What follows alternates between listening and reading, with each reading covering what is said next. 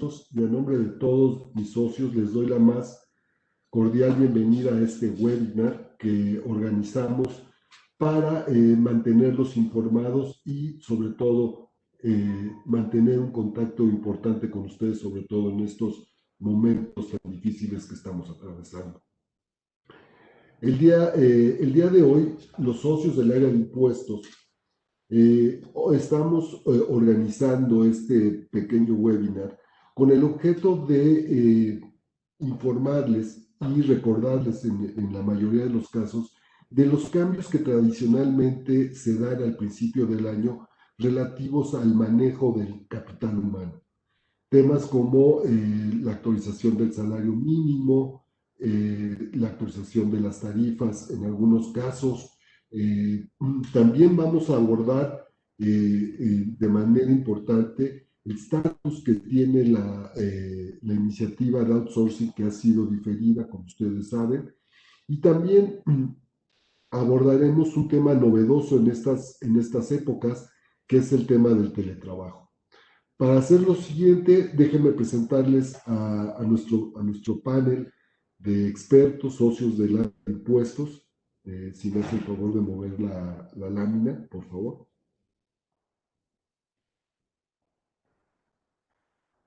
Tenemos una alineación de lujo, empezando con nuestra socia, directora de la oficina de Tijuana y experta fiscal, la contadora Evangelina Contreras Caro. Posteriormente va a compartir con nosotros sus interesantes comentarios el licenciado José Luis Sánchez, socio de subcontratación laboral en la oficina de la Ciudad de México. Posteriormente, José Fidel Ramírez, director de la práctica de impuestos en nuestra oficina de Hermosillo, va también a abordar temas interesantes y relevantes sobre aspectos laborales con sus efectos fiscales, para finalmente dar la palabra a nuestro socio y director de la práctica de seguridad social, Moisés Velázquez, quien va a dar comentarios muy interesantes también en materia de seguridad social y ajustes, como lo comenté en un inicio, los ajustes normales que cada inicio de año debemos de hacer y que no por estar atravesando estas circunstancias tan difíciles lo tenemos que olvidar. Entonces, sin más preámbulo, me gustaría dar la palabra a nuestra socia Evangelina Contreras, para que iniciemos este webinar. Les invito, por supuesto, a formular sus preguntas a través del chat y las contestaremos al final de la exposición de Moisés. Adelante, Eva. Bienvenidos todos. Muchas gracias, Jaime. Buenos días a todos y bienvenidos a nuestro webinar acerca de los cambios que ha habido en materia laboral y de seguridad social, y nos da gusto tenerlos aquí con su interés de capacitarse. En el tema de las consideraciones de los aumentos a los salarios mínimos, me ha tocado abordar este tema y quiero decirles pues que ha sido un poco controversial el hecho de que los salarios mínimos se hayan incrementado en un 15%. Claro que es positivo para la capacidad económica de los trabajadores y sobre todo aquellos trabajadores que tienen un salario muy bajo. Es positivo también en materia de ayudar a la desigualdad económica que hay en el país. Lo que sí es que llama la atención que sea en la zona fronteriza donde se ha incrementado, pues desde 2018 que se incrementó el salario mínimo, a diferencia de todo el país que tiene un salario menor. Entonces vamos a empezar con las filminas y si la pueden adelantar, por favor. Eva, no podemos verte, no podemos ver tu video.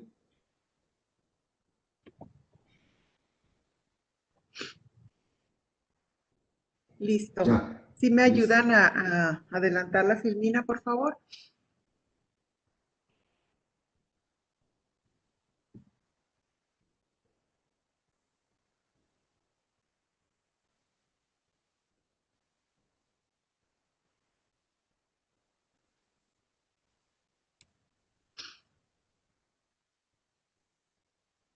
Bueno, el día de hoy vamos a hablar de los incrementos a los salarios mínimos para 2021, de la unidad de medida y actualización de la UMA y de la unidad mixta de Infonavit, la UMI, que vamos a abordar más a fondo el tema. Adelante.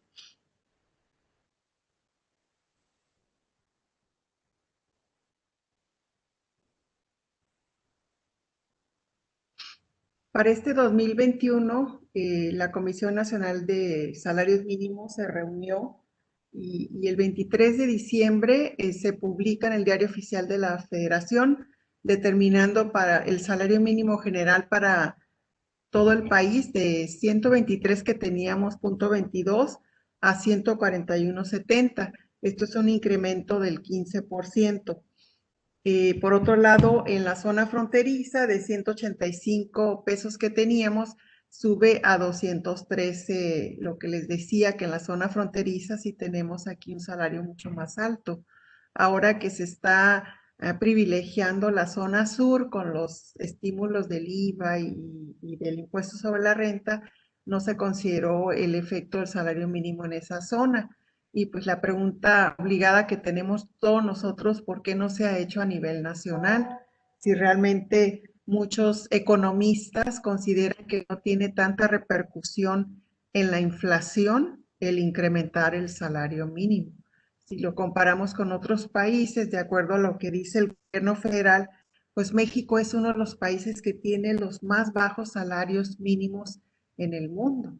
Simplemente aquí, si hacemos una analogía con nuestro país vecino de Estados Unidos, pues ellos tienen entre 10 a 15 dólares el salario mínimo, pero la hora.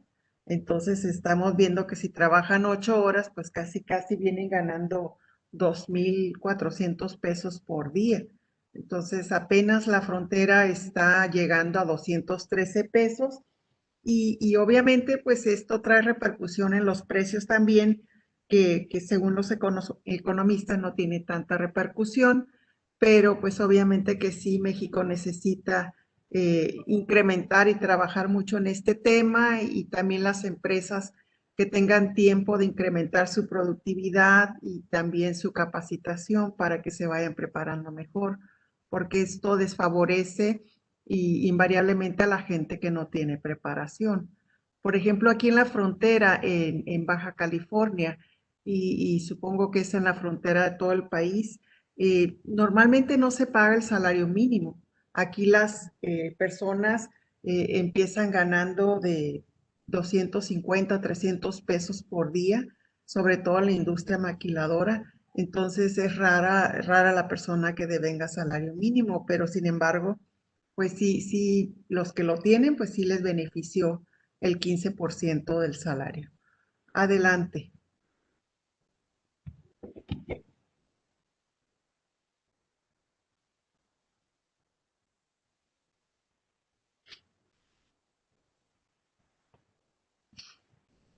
Adelante con la filmina, por favor.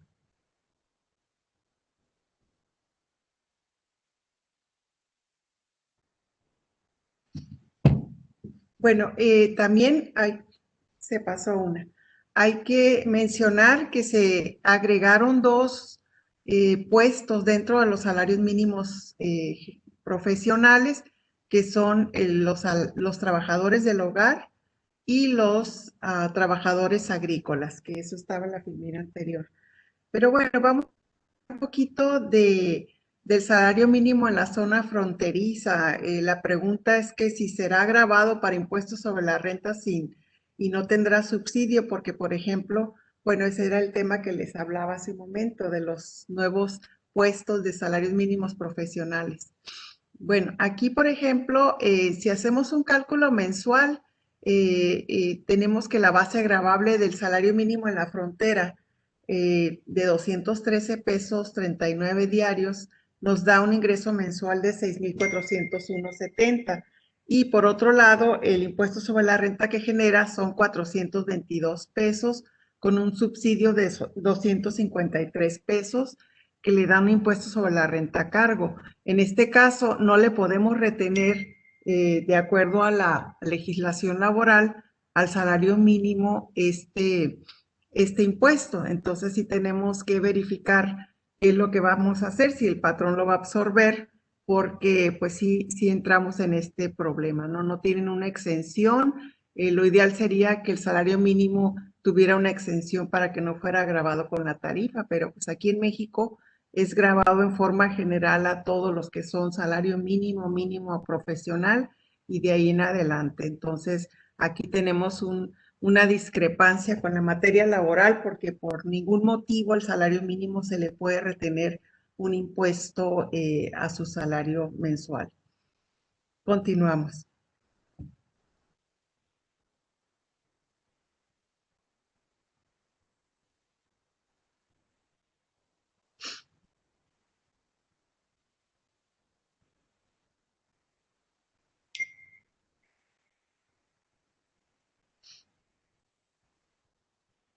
La siguiente, Filmina, por favor. Bueno, aquí la pregunta es, ¿qué vamos a hacer con los avisos al Seguro Social? ¿Los tenemos que presentar? Bueno, hay que recordar que el Seguro Social aplica de oficio las modificaciones al salario base de cotización derivadas del incremento del salario mínimo. Dice, solo por los trabajadores que perciban un salario mínimo y tienen un año o menos de antigüedad con el patrón. Y ahorita en la siguiente filmina vamos a ver en qué casos, entre otros, porque hay muchos casos, en que sí tenemos que presentar el aviso al Seguro Social. Sí les pido que adelante la filmina.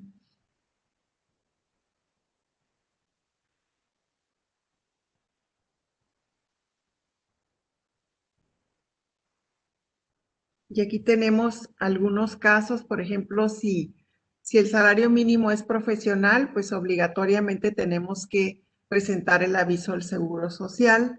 La prima vacacional y aguinaldo son superiores a la Ley Federal del Trabajo. A veces en lugar de dar el 25%, se da el 50% de prima vacacional o el aguinaldo en lugar de 15 días son 20 días.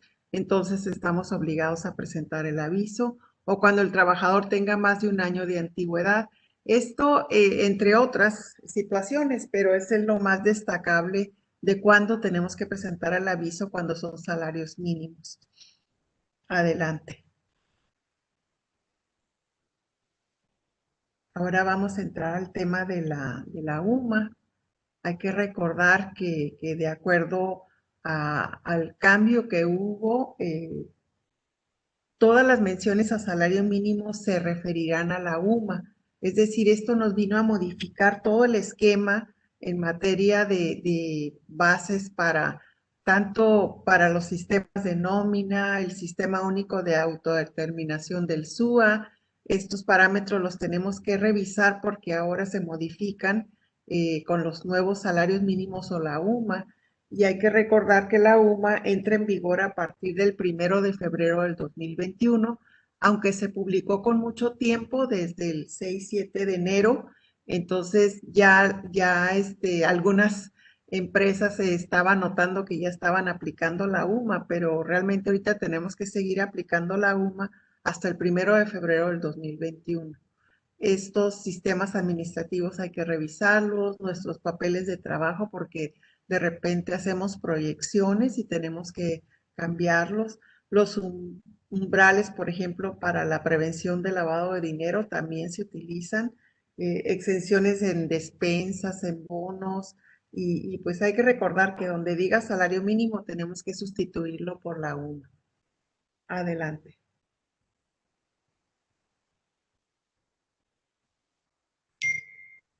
En este caso, el INEGI, que es el encargado de publicar el cambio, se lo publicó el 8 de enero, eh, estará vigente a partir del 1 de febrero, como comentaba. Se incrementó en un 3.15%, que es semejante a la inflación. Si ustedes recordarán, del año pasado se pronosticó una inflación del 3%, y tenemos que el diario para el 2020 era 86.88 y ahora en 2021 89.62, y así tenemos el mensual y el anual, que nos ayuda a determinar las exenciones para muchos conceptos de sueldos y salarios que tenemos en el artículo 93 de la Ley del Impuesto sobre la Renta. Adelante.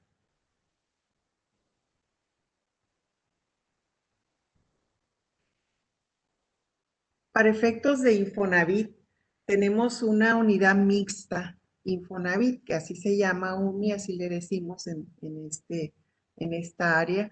Y esto sirve para calcular los descuentos de créditos de los trabajadores que gozan de un crédito hipotecario Infonavit.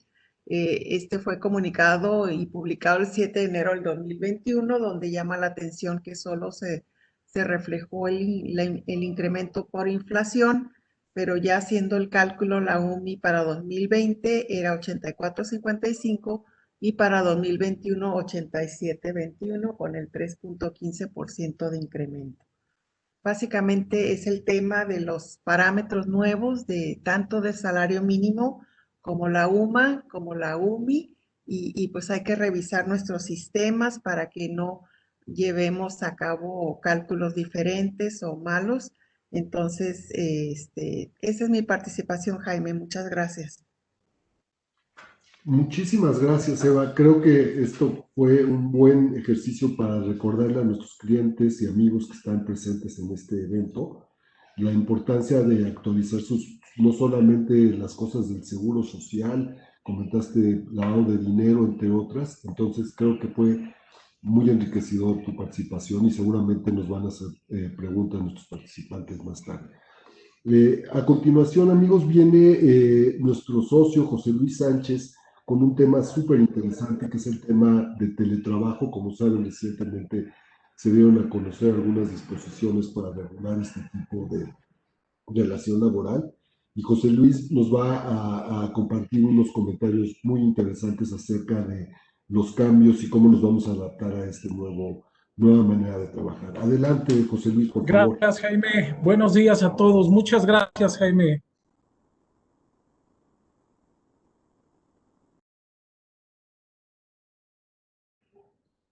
Te escuchamos, José Luis. Está cerrada ya. Gracias, Jaime. Perdón. Gracias, muchas gracias por la presentación. Buenos días a todos. Efectivamente, vamos a comentar de forma breve esta importante reforma a la Ley Federal del Trabajo que tiene que ver con el teletrabajo y lo que conocíamos antes de esta definición como home office. Si me hacen favor, la siguiente, Firmina. La siguiente, por favor. Fíjense, es muy importante comentar para entender el alcance de la reforma, entender qué es lo que nos quiso decir o qué es lo que nos quiso dar a conocer el legislador. Este comentario está enfocado en el sentido de que hay algunas disposiciones que veremos más adelante que desafortunadamente no se pueden entender de forma completa. Hay una deficiencia en la redacción de las disposiciones. Y eso hace todavía más importante más necesario que conozcamos los antecedentes de la reforma en cuestión. Entonces, empezaremos a platicar sobre los antecedentes de la reforma en cuestión, las consideraciones que toma en cuenta el Poder Legislativo para emitir la reforma relacionada con el teletrabajo. Y entonces, en esta reforma, lo que se establece en las consideraciones propiamente es definir la distinción entre lo que es el trabajo a domicilio y el teletrabajo, que son cosas totalmente distintas. El trabajo a domicilio es una figura que ya se conocía en la Ley Federal del Trabajo muchos años antes de esta reforma que hoy estamos viendo, y la cual es una forma de trabajar muy distinta a la del teletrabajo, y por eso se hace esta distinción. Por supuesto, la propuesta reforma, la reforma en este caso, publicada en el Diario Oficial de la Federación justamente el 11 de enero, que entró en vigor el 12 de enero de este año, tiene como objeto, dice las consideraciones, promover y regular el teletrabajo. Hacer, por supuesto, frente a la actual pandemia, que como ustedes saben, pues ha generado que muchos trabajadores en el país opten o tengan la necesidad de trabajar desde sus hogares. Y por supuesto, las consideraciones de reforma nos hablan también de un tema muy importante, que es bajo qué principios está dictada esta reforma, que son básicamente los principios sobre los cuales se basan los artículos que hoy que conocemos en el capítulo específico. La confianza que tiene que ver, uno de los principios más importantes y que tiene que ver con la confianza que esta forma de trabajo debe de generar entre las partes, es decir, entre el patrón y el trabajador. No solamente la confianza del trabajador hacia el patrón o viceversa, ya que debe de ser una confianza mutua, puesto que el trabajo a distancia, precisamente lo que lo identifica es que el patrón no está viendo en todo momento las actividades que realiza el trabajador. Por tanto, debe de confiar aún más en su trabajo. La soberanía al tiempo. Esta reforma también hace hincapié muy importante sobre el tema de la soberanía al tiempo, justamente porque la reforma o los artículos que se incluyen tienen como finalidad que se respete el derecho de los trabajadores en esta forma de trabajo. El respeto a la vida personal, por supuesto, porque el hecho de que el teletrabajo se haga desde casa y se haga en una forma remota, tampoco quiere decir que podamos acceder a todo lo que hace el trabajador durante el tiempo, la jornada que realice el trabajo desde su casa. La voluntariedad es un tema muy importante, un principio muy importante en esta reforma, porque esta voluntariedad tiene que ver con la decisión, la voluntad de las partes para llevar a cabo el teletrabajo. Es decir, las consideraciones de la reforma establecen que debe de haber voluntad no solamente del trabajador, sino que debe haber voluntad del patrón para que puedan coincidir en esta forma de trabajar y entonces puedan convenirlo libremente. Y la reversibilidad, un aspecto también sumamente importante en esta reforma, que tiene que ver básicamente con el hecho de que en cualquier momento cualquiera de las partes puede revertir esta forma de trabajo, llevándola, por supuesto, al trabajo ordinario o al trabajo en el centro, en el propiamente realizado en el centro de trabajo. Si me hacen favor la siguiente filmina. ¿Cómo se integra básicamente la reforma que hoy establece el teletrabajo? Bueno, es una reforma con muy pocos artículos, es un capítulo con muy pocos artículos, muy digerible, les decía en algunas partes y ahorita vamos a ver que en otras partes no tanto, pero se integra en 5 puntos específicos. La definición del teletrabajo y definición del trabajador, que vienen a ser 2 puntos sumamente importantes para entender lo que es el teletrabajo. El convenio del teletrabajo, es decir, que el teletrabajo debe de establecerse a través de un convenio en el cual se establecerán de igualmente las condiciones del teletrabajo. Esta reforma también establece dentro de sus artículos el equilibrio en la relación laboral de los trabajadores, es decir, la propuesta reforma es muy enfática en señalar o las consideraciones en que el teletrabajador, por el hecho de ser teletrabajador, no implica que las condiciones o su carácter de trabajador sean distintas al resto de los trabajadores. Prácticamente las condiciones son iguales, los mismos derechos, simplemente la forma de trabajar es distinta. Las obligaciones del patrón, por supuesto, las obligaciones del empleado, en materia de seguridad, salud y prevención en riesgos profesionales también, que van a estar contenidos en una norma oficial que ahorita vamos a comentar. Establecimiento de una red nacional de asesoría y promoción al fomento al teletrabajo. Dentro de las consideraciones también de la reforma se prevé este establecimiento de la red nacional que no tiene otra finalidad más que promover el teletrabajo como una forma más simple y más eficaz de realizar las actividades. En muchas de las actividades vale señalar, ¿no? Como bien saben, no todas las personas, de acuerdo a sus actividades, podrían estar realizando el teletrabajo, ¿verdad? Sobre todo aquel personal operativo, pues es imposible que realice un teletrabajo, dadas las características de sus actividades. La siguiente, por favor. Y entonces, como puntos importantes, y fíjense, tengo aquí subrayado en esta lámina, van a encontrar lo que considero más trascendente del concepto de lo que hoy es el teletrabajo. De forma general, el trabajo, en la Ley Federal del Trabajo, el teletrabajo se define hoy en una forma de organización laboral, ¿no? que consiste básicamente en el desempeño de las actividades en el domicilio del trabajador o básicamente en un lugar distinto al centro de trabajo. Esa es la característica primordial del teletrabajo. Pero además, una característica importante en el teletrabajo es que se utilizan primordialmente las tecnologías de la información, que ahorita vamos a ver más adelante, este concepto de tecnologías de la información, pero básicamente los aspectos principales a considerar en este concepto de teletrabajo es, reitero, la realización de la actividad en un lugar distinto y utilizando estas tecnologías de la información, que vamos a ver más adelante, no es otra cosa más que las herramientas que hoy utilizamos, las plataformas que hoy utilizamos para comunicarnos, el Internet, los software. Esta plataforma para este web que hoy estamos utilizando también es considerada una tecnología de la información, concepto básico para que se lleve a cabo el teletrabajo. La siguiente, por favor.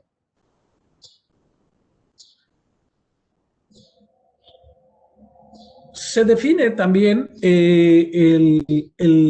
al teletrabajador como aquella persona que bajo la modalidad de teletrabajo realiza su actividad fuera del centro de trabajo, es decir, la característica del teletrabajo es que la actividad se realice fuera del centro de trabajo, en un lugar distinto que podrá ser el mismo domicilio del trabajador o un domicilio distinto al centro de trabajo, pero nuevamente utilizando las tecnologías de la información para realizar su actividad propiamente.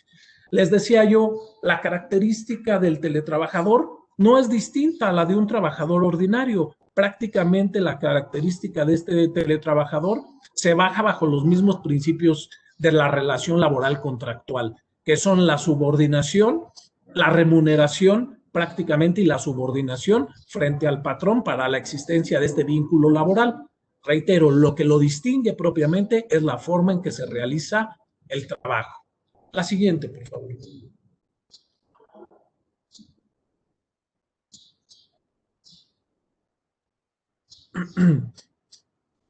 Prácticamente el teletrabajo, decíamos entonces, se define ya propiamente el teletrabajo como tal, como el conjunto de servicios, ¿no? Prácticamente las aplicaciones, bueno, la definición de tecnologías de la información que les decía yo es este conjunto de servicios, de información, de software, de dispositivos prácticamente que vamos a estar utilizando para realizar esta actividad. Esto es lo que se define como tecnologías de la información, que es prácticamente el conjunto de todas estas aplicaciones y de todos estos dispositivos que nos llevan a que sea posible la comunicación remota entre dos personas o entre más personas, ¿no? Básicamente hablamos del Internet, del correo electrónico y de toda esta situación. Este es un concepto además muy novedoso con el que hay que en adelante familiarizarnos, yo diría familiarizarnos de forma muy importante, porque es un concepto que a partir de este momento de la reforma, es decir, a partir del 11 de enero, es un concepto que vamos a tener que convivir con él durante muchísimos años, ¿no? Es decir, del 11 de enero en adelante, son conceptos que básicamente vamos a tener en el día a día en nuestras relaciones contractuales. La siguiente, Filmina, por favor. Y bueno, vienen las condiciones importantes que debe de tener este teletrabajo. Estos artículos ingresados al capítulo específico de teletrabajo nos establecen las condiciones específicas que debe de contener básicamente esta relación o esta forma de trabajo. En principio es importante comentarles, el teletrabajo, de acuerdo a la ley que hoy se expone, es aquel que se realice el más del 40% fuera del centro de trabajo. Es decir, si el 30% de la actividad de ese trabajador no se realiza fuera del centro de trabajo, entonces no estamos en presencia propiamente del teletrabajo como una forma de realizar estas actividades, ¿no? Constar por escrito. La ley nos obliga a que las condiciones del teletrabajo se realicen por escrito. Y aquí tenemos una tarea adicional o nueva en materia laboral que va a ser establecer o un nuevo contrato individual para este tipo de trabajadores, o en el contrato individual que hoy día ya manejamos, establecer un convenio o un adendum adicional en el cual estableceremos las condiciones específicas para esta nueva modalidad de trabajo. Básicamente es lo que nos obliga el teletrabajo, la ley a establecer. Y también dentro de este convenio y dentro de estas obligaciones patronales tenemos la de proporcionar además a los teletrabajadores el equipo de insumos necesarios para que puedan desarrollar la actividad de teletrabajo. Yo sé que muchos de ustedes en las empresas, antes de realizarla, antes de que entrara en vigor la reforma, ya se encontraban generando o ya se encontraban proporcionando a sus trabajadores equipos y los insumos necesarios para aquellos que realizaban las actividades de casa. Esto era voluntario, por supuesto, y era discreción de cada empresa. En lo particular, hoy, con la reforma que estamos comentando, prácticamente es obligatorio proporcionar estos equipos y no solo, ahorita lo vamos a ver en las obligaciones, no solamente proporcionarlo, sino además documentar que estamos entregando este equipo a los trabajadores. Les hablaba yo sobre el principio de la voluntariedad, ¿no? Que ya propiamente en la redacción de la ley nos habla de esta voluntariedad, es decir, nos establece en la ley que el trabajo o el teletrabajo debe ser voluntario, debe existir voluntad tanto del trabajador como el patrón, debidamente estipulada en los convenios, y solamente se prevé una excepción a esta voluntariedad. Y dice la Ley Federal del Trabajo en esta reforma que esta voluntariedad no va a ser necesaria cuando exista una causa de fuerza mayor debidamente acreditada. Es decir, no tengo que obtener la voluntad del trabajador, tampoco tengo que tener la autorización del patrón para realizar este trabajo desde casa o teletrabajo. Si existe una causa de fuerza mayor debidamente acreditada que no me permita realizar mis actividades en el centro de trabajo, y una de esas causas podría ser la actual pandemia que hoy estamos viviendo. La reversibilidad, que les decía yo, dentro de estos principios en los que se basa la reforma, el hecho de que en cualquier momento, tanto el patrón como el trabajador pueden prácticamente renunciar a esta forma de trabajo y solicitar mutuamente que el trabajo sea desarrollado de forma normal u ordinaria. Y su inclusión nos establece, dentro de estas condiciones, nos establece la ley que esta forma o esta modalidad debe de incluirse en el reglamento interior de trabajo. Primero, nos establece la obligación de incluirlo en el contrato colectivo de trabajo. A falta de contrato colectivo de trabajo, la misma ley nos indica que deberá incluirse en el reglamento interior de trabajo. Nuestra opinión en el caso particular es incluirlo en ambos ordenamientos, es decir, si contamos con contrato colectivo, pero además tenemos un reglamento interior que rige normalmente las conductas o la actuación en el centro de trabajo, es importante incluir también las condiciones de este tipo de trabajo dentro de este reglamento interior. Entonces ya tenemos, como ven aquí, varias tareas a realizar que implican la modificación o adición a los contratos individuales, la documentación en la entrega de estos equipos o insumos y además la inclusión de las condiciones en nuestro reglamento interior de trabajo y en el contrato colectivo de trabajo si fuera necesario, ¿no? Desafortunadamente, permítanme expresarlo así, esta reforma pues viene a imponer un poquito más de tarea o de talacha, como se dice coloquialmente, dentro de nuestras actividades en cada una de las empresas, pero por otro lado, el tener al día documentada este tipo de relaciones y el tener al día toda esta información, por supuesto, también nos permiten ser una empresa cumplida, pero además de cumplir, nos permite enfrentar o dar la cara a eventuales revisiones por parte de la autoridad y al tener todo en orden podríamos acreditar con facilidad ante cualquier autoridad el cumplimiento de estas obligaciones y por supuesto evitar sanciones. La siguiente, Filmina, por favor.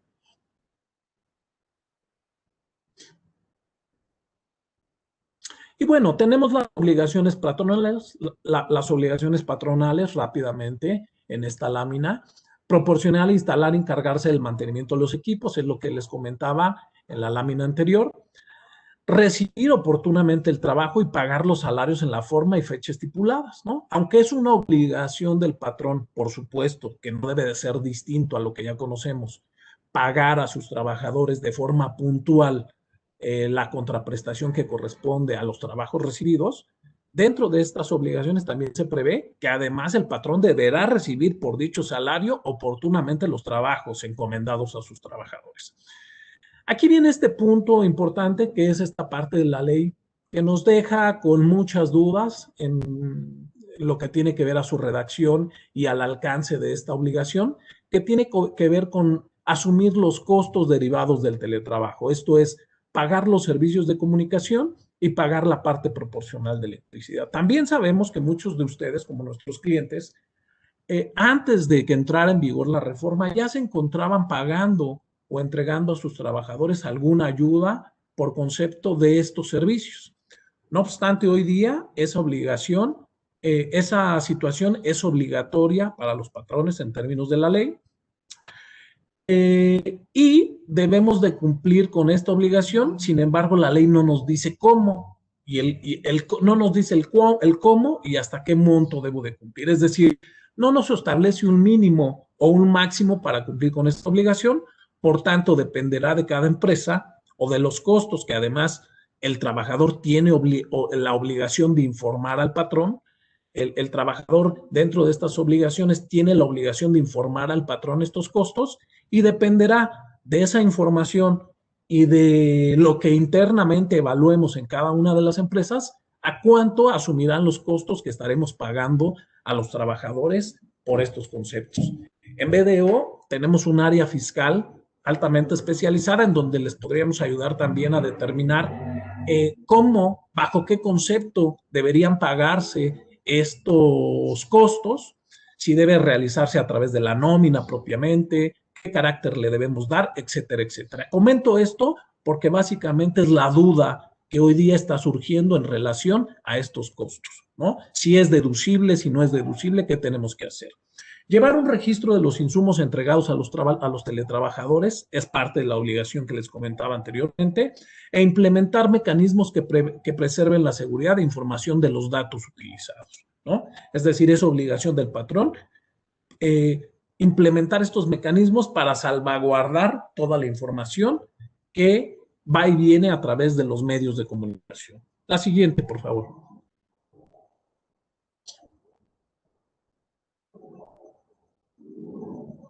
Respetar el derecho a la desconexión de los trabajadores. Les decía yo, dentro de estos principios que explicábamos al principio, en un inicio, este respeto a la desconexión significa que el trabajador debe estar al tanto de sus actividades únicamente durante las 8 horas permitidas por la Ley Federal del Trabajo. No quiere decir que el trabajador deba de estar las 12 horas o 18 horas conectado a su computadora para dar atención a las dudas, al trabajo asignado por el patrón, ¿no? Es prácticamente lo que nos dice esta obligación.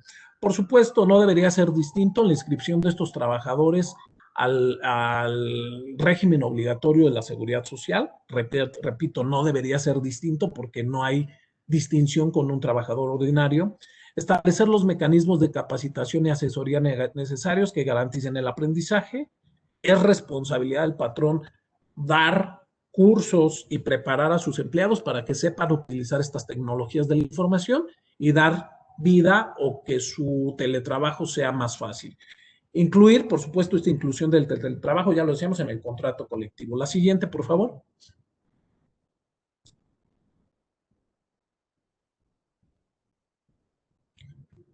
Los patrones solamente podrán utilizar cámaras. Dentro de estas obligaciones nos dice la ley, oye patrón, tú solamente puedes utilizar cámaras de video y micrófonos para revisar el teletrabajo de forma extraordinaria.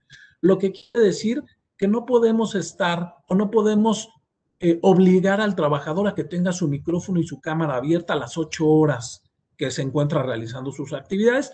Esto también en base al principio que comentábamos en un inicio de la vida, de respetar la vida personal de los trabajadores. Cualquier sistema operativo o tecnología utilizado en el teletrabajo deberá ser proporcional a su objetivo, garantizando el derecho a la intimidad, nos dice la ley, de los teletrabajadores. Es decir, en todo momento, como patrones, tenemos que cuidar que los sistemas operativos o tecnológicos que utilicemos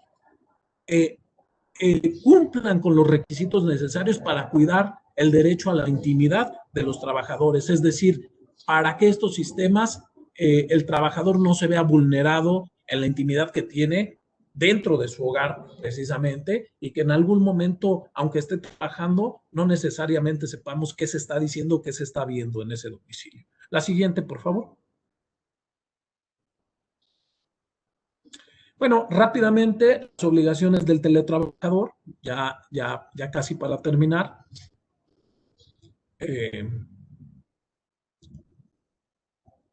Sí, las obligaciones del teletrabajador, creo que no se ven ahí, si me ayudan con la filmina. Tener cuidado sobre la guardia y custodia al equipo, informar, esto es lo que les decía yo, con oportunidad de los costos de los servicios de telecomunicación y electricidad para que el patrón pueda cumplir con esa obligación. Por supuesto, no tenía que ser distinto, como todos los demás trabajadores, obedecer y conducirse con apego a las disposiciones en materia de seguridad y salud en el trabajo, atender los mecanismos, lineamientos implementados por el patrón para la realización de esta actividad y atender a la política y lineamientos utilizados en el tema de protección de datos para realizar esta actividad también. La siguiente, por favor, si me hacen.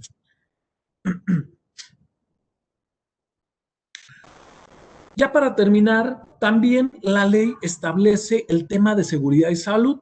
Este es un tema también bastante controversial, porque la ley establece que en un máximo de 18 meses, la Secretaría del Trabajo y Previsión Social deberá emitir la norma oficial mexicana a través de la cual se establezca los procedimientos o los requisitos para cumplir con el tema de seguridad y salud en el teletrabajo, ¿no? Que por supuesto, al ser distintas las condiciones del trabajo en esta nueva modalidad, las condiciones de seguridad y salud también deben de quedar perfectamente limitadas. Sin embargo, tendremos que esperar 18 meses a lo máximo para conocer cuáles son las reglas establecidas para este teletrabajo. De momento, nosotros recomendamos a todos nuestros clientes establecer una política interna a través de la cual se establezca de forma general la forma y condiciones en que se debe de dar este teletrabajo. Y por último, finalmente, la última filmina, por favor. Y finalmente, las atribuciones que va a tener la Secretaría del Trabajo, que no van a ser otras que, por supuesto, comprobar que los patrones lleven el registro de estos insumos, vigilar que los salarios no sean inferiores a los que se paguen en la empresa a un trabajador de forma presencial, porque no tendrían que ser distintos, y constatar el debido cumplimiento de las obligaciones en materia de teletrabajo. ¿Qué es esto? Que la Secretaría del Trabajo va a tener facultad, como hoy lo tiene, para verificar que estemos documentando insumos, que tengamos el teletrabajo documentado en convenios, que tengamos las condiciones establecidas en el contrato colectivo, en el reglamento interior, y además que estemos pagando la parte que nos corresponde al tema de telecomunicación y electricidad. Y bueno, con esto me despido de ustedes. Muchas gracias, Jaime. Estamos a sus órdenes en BDO para atender cualquier duda relacionada con este tema o con cualquier otro. Muchas gracias. No, gracias a ti, José Luis, muy interesante estos temas y como bien dices ahora, aunque es una norma que ya entró en vigor y estamos esperando estos 18 meses, lo cierto es que la norma ya entró en vigor, entonces tu recomendación de que nuestros amigos clientes nos contacten para solventar sus dudas respecto de esta modalidad van a ser cruciales. Me están llegando dudas a través del chat, a través de la plataforma. Les comento que todas estas van a ser contestadas por nuestros socios.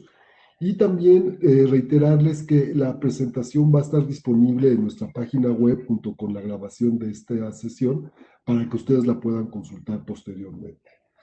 Sin más preámbulo, déjenme darle la palabra a nuestro socio y director de la práctica de impuestos en nuestra oficina de Hermosillo, el contador público certificado por Fidel Ramírez, que nos va a comentar algunos temas bien interesantes sobre el tema de la actualización de las tarifas y los efectos que esto puede tener en el pago de impuestos. Adelante, Fidel, por favor.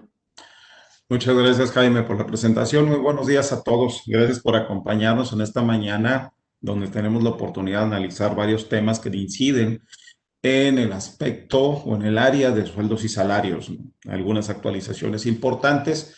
Dentro de ellas, si avanzamos la diapositiva, por favor, pues tenemos que ya nos tocaba, por decir así, una actualización de las tarifas con las cuales pues calculamos los impuestos, el impuesto sobre la renta de las personas físicas. No solo es aplicable a sueldos y salarios, aunque la incidencia común es verla aplicada, ¿no? En esta área de sueldos y salarios. Básicamente todas las tarifas para el año 2021, digo, la tarifa para todos los tipos de ingresos de personas físicas, pues se verán afectadas con esta situación y es un efecto favorable, ¿verdad? Fue publicado el anexo 8 de la resolución miscelánea del 2021 en el diario oficial del lunes 11 de enero de este año. Aquí lo interesante o preocupante más bien fue que en la primera semana, los primeros 10 días de enero, pues no tuvimos una tarifa actualizada, ¿no? de impuestos sobre la renta. Básicamente, aunque es aplicable para el año 2021, pues la tenemos publicada a partir del 11 de enero. Entonces, la primera semana, en el caso de aquellos que pagan en forma semanal, pues tuvieron que utilizar una tarifa desactualizada. Esta actualización está contemplada en la misma ley del impuesto sobre la renta, está en el artículo 152 para ser exactos, y nos dice que estas tablas que están contenidas en la ley del impuesto sobre la renta se deberán ir actualizando por efecto de la inflación cada vez que lleguemos a una acumulación de más del 10% de inflación durante un determinado periodo, y esta acumulación la vamos a ver reflejada, dicen, ya en el último mes de ese ejercicio donde ocurra esa acumulación. En este caso en particular, las tablas habían sido actualizadas en noviembre del 2017, ahí fue el último año, el año 2017 fue la última vez que se había acumulado un 10%, se actualizó a noviembre del 2017, y bueno, pues en el año 2020 volvimos a tener una acumulación desde ese año a la fecha del 10%, por lo tanto, al llegar a esa acumulación que se dio por el mes de octubre, pues ya aplica que actualicemos esas tarifas. Y el procedimiento que está marcado en esa ley es dividir el índice nacional de precios al consumidor de noviembre del año de la acumulación, en este caso 2020, entre el índice nacional de precios al consumidor de noviembre del 2017, originando un factor de 1.1142. Es decir, tuvimos una acumulación el mes de noviembre ya del 11.42% y lo vimos reflejado en las tarifas. Siguiente lámina, por favor. ¿Qué efectos tiene esto? Pues obviamente, al actualizarse el límite superior y las cuotas fijas de las tarifas del impuesto, pues obviamente que al momento de calcular el impuesto sobre la renta, si lo comparamos con el que calculábamos en diciembre, el que vamos a calcular en enero sobre la misma cantidad, pues vamos a ver que tiene un efecto de disminución. En el caso, aquí en el ejemplo que ponemos ahí a su consideración y para análisis, pues vemos que en este caso, un mismo sueldo de 10,000 pesos, pues tiene un efecto favorable de 9.42%, es decir, el efecto de reducción significa una disminución de 9.42% a la que teníamos anteriormente. Entonces, es interesante ver que a pesar de que tenemos una inflación del 11.42% acumulada y se ve reflejada, insisto, en el límite superior de la tabla y en la cuota fija, no necesariamente quiere decir que vamos a tener una disminución específica del 11.42% por el procedimiento que utilizamos para calcular el impuesto sobre la renta en personas físicas, ¿no? Que es con una tabla escalonada y que obviamente cada uno de los salarios pudiera tener un efecto diferente al que está mostrado en esta tabla. Si podemos pasar a la siguiente, por favor, para ver cómo afectaría o cuál sería el impacto favorable en un sueldo 5 veces mayor, un ingreso mensual de 50,000 pesos, pues ya tenemos ahí que el efecto favorable es de 4.79%. ¿Por lo qué? Por lo mismo. El incremento del ingreso nos lleva a un renglón diferente y básicamente, pues si bien sí se actualizan el límite superior y la cuota fija, los porcentajes quedan iguales, esos no se van a cambiar. Entonces tenemos ahí esa situación donde no va a haber un cambio en esos porcentajes y finalmente pues lo que tendremos ahí nada más es que revisar que sí nos hayamos actualizado estos dos parámetros, límite superior, que por ende el límite inferior siguiente pues tiene una diferencia de 1 centavo con el superior anterior y las cuotas fijas. Otra cosa que es importante señalar y que sí va a tener efectos en los ingresos de menor cuantía es que la tabla del subsidio al empleo no se modificó. Esa no se actualizó. Finalmente no es la tabla del impuesto, es una tabla que está contenida en otro artículo totalmente diferente y corresponde a un estímulo, el subsidio al empleo. Esa no se actualiza, por lo tanto, las cantidades que utilizábamos el año pasado, hasta el año pasado, o incluso hasta el día 10 de enero de este año, pues siguen siendo las mismas. Entonces, la aplicación a los salarios de menor cuantía, pues del subsidio del empleo será el mismo y por lo tanto, pues la afectación no será tan importante como lo hubiéramos esperado si hubieran actualizado todas las tablas con el mismo procedimiento. Siguiente, por favor.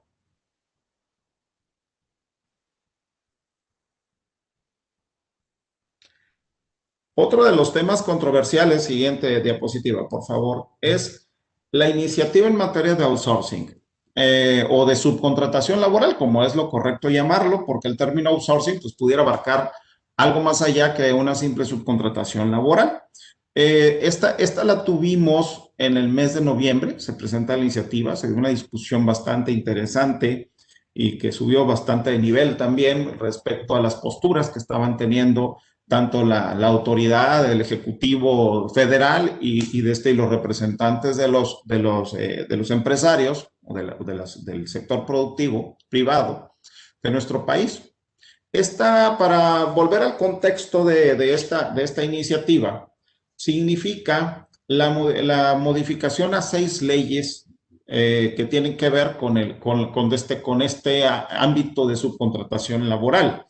La principal, por supuesto, es la Ley Federal del Trabajo, donde vienen, digamos, los cambios de fondo en materia laboral y que son base de todos los demás.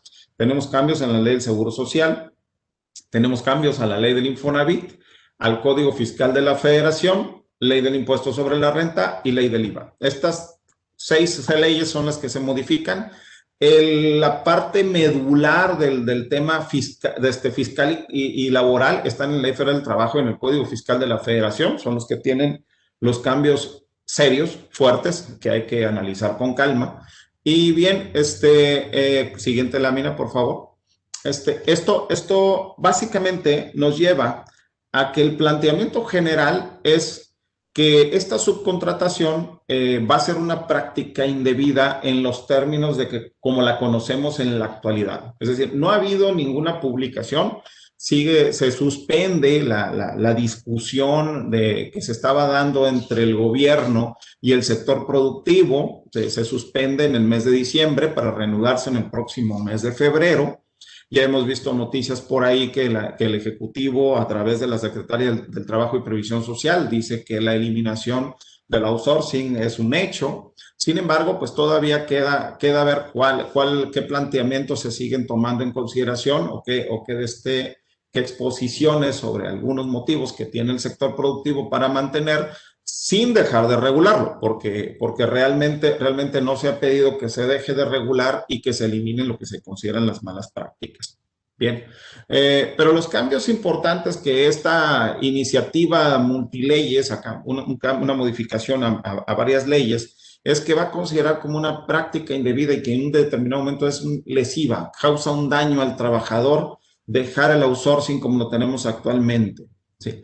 Le va a dar carácter de penal en algunos casos, como es en el ámbito fiscal. El Código Fiscal de la Federación está llevando que esta práctica puede ser considerada como parte de la defraudación fiscal y tendría una persecución penal también, o sea, tiene efectos fuertes también por el ámbito fiscal.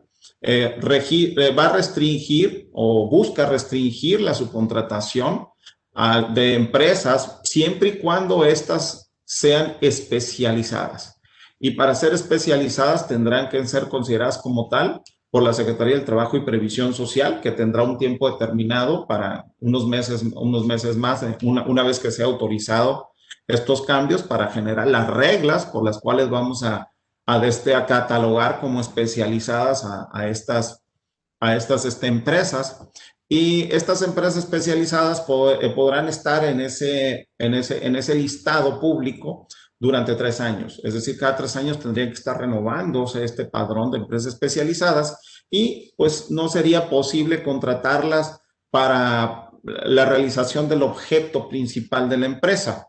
Aunque el Código Fiscal en su modificación nos dice que no sea por la totalidad de las actividades preponderantes, la Ley Federal del Trabajo nos dice que no sea por el objeto social, encontrándose ahí una contradicción en la redacción, toda vez que la Ley Federal del Trabajo sí habla de no subcontratar por actividades relacionadas al objeto social, y el Código Fiscal de la Federación dice que no sea por la totalidad de las actividades preponderantes. Entonces todavía creemos que sí necesita afinarse bastante esa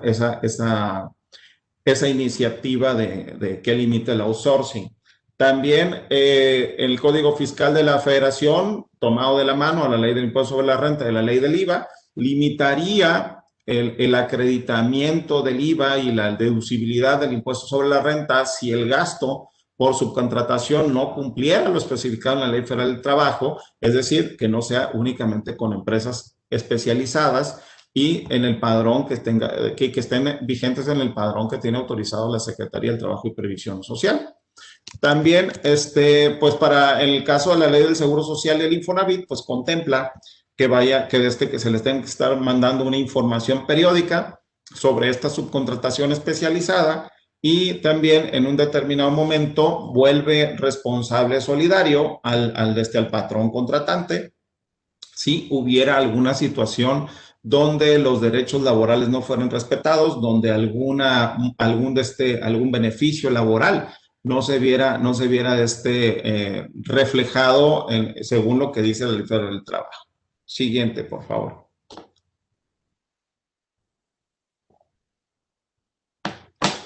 Posturas que se tienen de parte del gobierno. El gobierno generaliza la observancia de malas prácticas empresariales, es decir, considera que su contratación laboral es exactamente igual a defraudación fiscal, a daño en los derechos laborales de los trabajadores y una serie de prácticas que se ejemplificaron, que sabemos que existen algunas prácticas, malas prácticas en esta operación, pero no necesariamente todo es 100% negativo, que es la postura del sector privado. Dice, reconocemos la existencia de malas prácticas, pero no son generalizadas.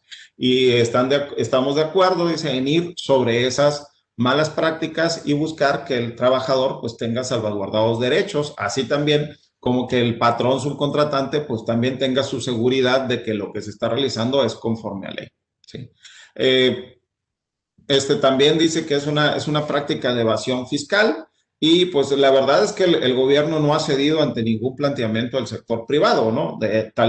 Ese fue uno de los motivos por el cual pues no se pudo llegar a un acuerdo para que esta iniciativa de modificación a varias leyes haya podido ser publicada en el mes de diciembre, como lo pretendía el proyecto de ley, que estuviera vigente a partir del 1 de enero de este año. Y pues nos llevamos esas discusiones hasta el mes de febrero del 2021.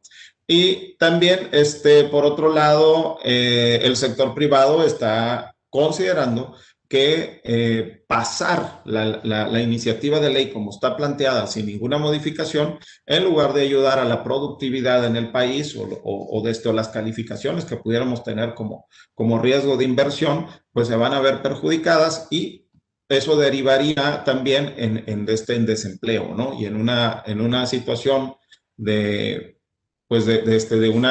proviene de una pandemia, una baja de actividad como resultado también de una pandemia que se ha extendido mucho más de lo esperado. Esta contingencia pues nos ha llevado también a estar a una pérdida de empleos bastante importante y que esto aceleraría también a que esa situación se recrudeciera en este 2021 y en lugar de ayudarnos para volver a reactivarnos y poder volver a tomar un camino creciente económica y socialmente, pues hablando, pues no lo vamos a tener tan sencillo. Siguiente, por favor.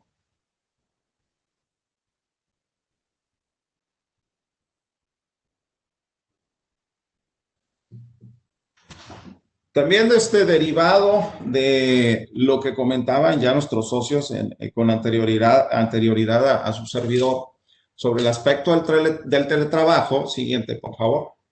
Tenemos un aspecto interesante que pues no fue imposible no tener que sentarnos a razonar de qué va a pasar con un aspecto ahí muy específico de la nueva modalidad de trabajo conocida como teletrabajo, donde el patrón tiene una nueva obligación muy singular. Dice que el patrón tendrá que pagar gastos de comunicación y en forma proporcional también electricidad, entre otros, que el trabajador en esta modalidad de teletrabajo esté realizando directamente en su casa para poder llevar a cabo obviamente las actividades que normalmente realizaba en una oficina y que ahora estarían realizándose en su casa. Entonces, al tener el patrón la obligación de pagar, dice, en forma proporcional electricidad y también gastos de telecomunicación o de comunicación que tienen que ser principalmente desde el internet, pero pueden ser también otros medios de comunicación, surge la duda al momento de que pues el día 12 de enero esto ya está vigente, ya se publicó el 11, tiene vigencia a partir del 12 de enero, perdón, de este año, y pues ya tendríamos esa obligación si ya hay personas que estén en esta modalidad de teletrabajo, ¿sí? No nos menciona exactamente cuándo va a empezar a operar esto, pues entonces ya está vigente, según lo que dice el primer transitorio. Entonces, al tener que pagar este tipo de erogaciones, pues ¿cuál es el tratamiento de esta nueva obligación? Siguiente, por favor. Sabemos que es una obligación laboral y del patrón, derivado de la relación laboral, pero no tenemos claro exactamente cuál va a ser el efecto de este pago que tenga que realizar el patrón a su teletrabajador. Dice, ¿va a ser un ingreso para impuestos sobre la renta para el trabajador? Es decir, se lo voy a pagar, lo voy a incluir en el pago semanal, quincenal, mensual, no lo sabemos. Si lo vamos a incluir en el CFDI de la nómina, ¿no? Que luego es la preocupación que a veces tenemos, ¿no? ¿Cuál es el medio o el comprobante idóneo para poder reflejar este tipo de erogación? Al ser una obligación patronal, pues no necesariamente tendría que ser un ingreso. Sin embargo, pues quedamos omisos en esta situación, toda vez que al modificarse únicamente la ley federal del trabajo y no la ley del impuesto sobre la renta o tal vez hasta la ley del IVA, pues no tenemos claro cómo vamos a tratar esto, ¿sí? Entonces, podría ser un ingreso para el trabajador y ser gravado o exento para impuestos sobre la renta, lo cual que si no fuera gravado, si fuera exento, pues también tendría una problemática en si se le va a tratar como un ingreso exento de los trabajadores normales y pues no tuviera tampoco el 100% de deducción. Sí, de esta manera, si se va al CFDI de nómina, también va a ser un concepto cotizable para el IMSS o el Infonavit. O también, si dentro de las legislaciones de los estados referentes a los pagos de los impuestos sobre remuneraciones al trabajo personal sueldos o nómina o como se le domine en cada entidad federativa, si esto también va a ser base de esos impuestos sobre nóminas, ¿no? Locales o estatales, ¿sí? Si también lo podemos tratar como un reembolso de gastos, aunque pues, los CFDIs no van a estar a nombre del patrón, o si lo vamos a incluir en un CFDI especial, en un CFDI de egresos.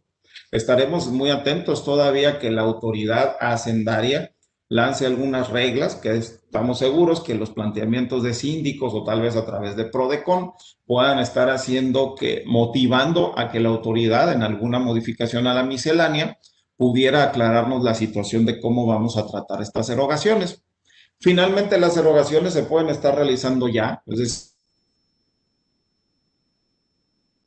y teletrabajador deberían de estar ya poniéndose sobre la mesa, deberían de estar en un determinado momento también estar llegando a esos acuerdos. Esos pagos no deberían estar limitados para saber cómo se le va el tratamiento.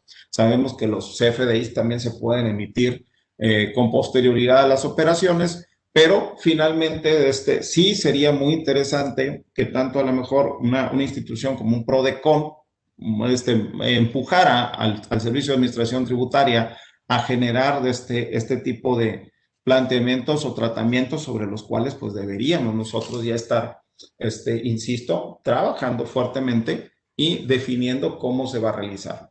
Y pues obviamente el asunto del pago de este tipo de obligaciones pues procederá siempre y cuando también se den las condiciones que se comentaban ya de lo que es realmente un teletrabajo, es decir, más del 40% del tiempo en un lugar fuera del centro de trabajo y no para aquel que pudiera realizarse en forma esporádica, ¿verdad? Entonces, creo que tenemos otra lámina.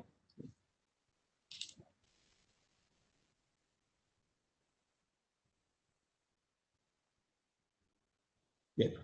Bien, por mi parte es todo. Les agradezco su participación esta mañana y que nos hayan escuchado. Muchas gracias, Fidel, por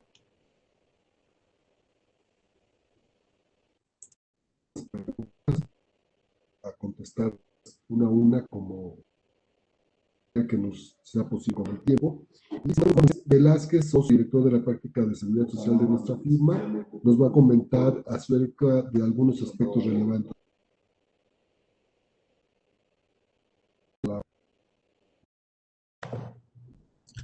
Sí, muchas gracias, Jaime. Buenas tardes a todos. Espero que se encuentren bien en sus hogares. Y sí, efectivamente, ya para concluir este webinar que ha abarcado muchos temas muy importantes, no por demás tenemos temas relacionados con la seguridad social.